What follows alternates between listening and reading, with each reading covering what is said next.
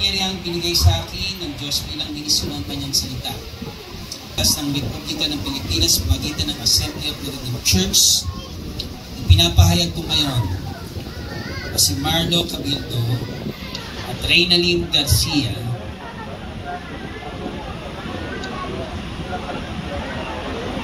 ay mag-asawa na.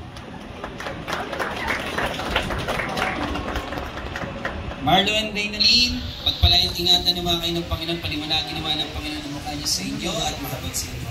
Ilingap naman ng Diyos ang kanyang mukha sa inyo at bigyan kayo ng kapayapaan. At ang lahat po ay nagsabi ng malakas na Amen. Amen. Mabuhay ang bagong kasal.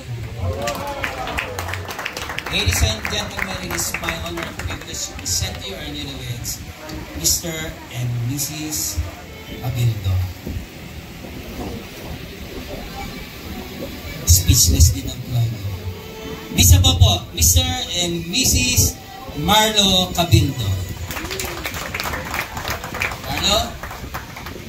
Kanina pa ako. Magsusunod ikaw na pwede ito. You may now kiss your love.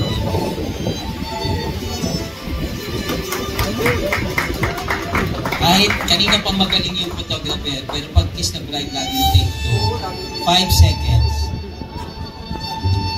1, 2, 3. Ano na?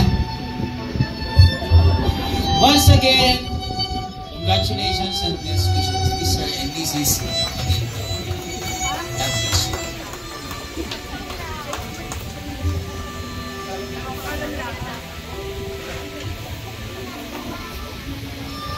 At may mag-stay lahat at habang they take yung first walk nila along the aisle as Mr. and Mrs. Cabildo, walang tigil na pagpalakpak po habang dumalang sila sa atin.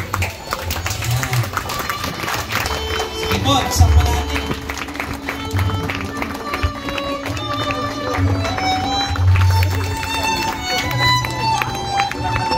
Balik na po kayo dito for photo ops.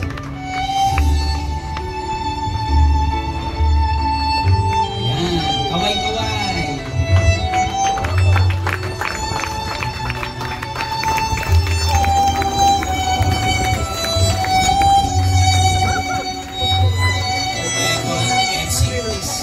Or photos.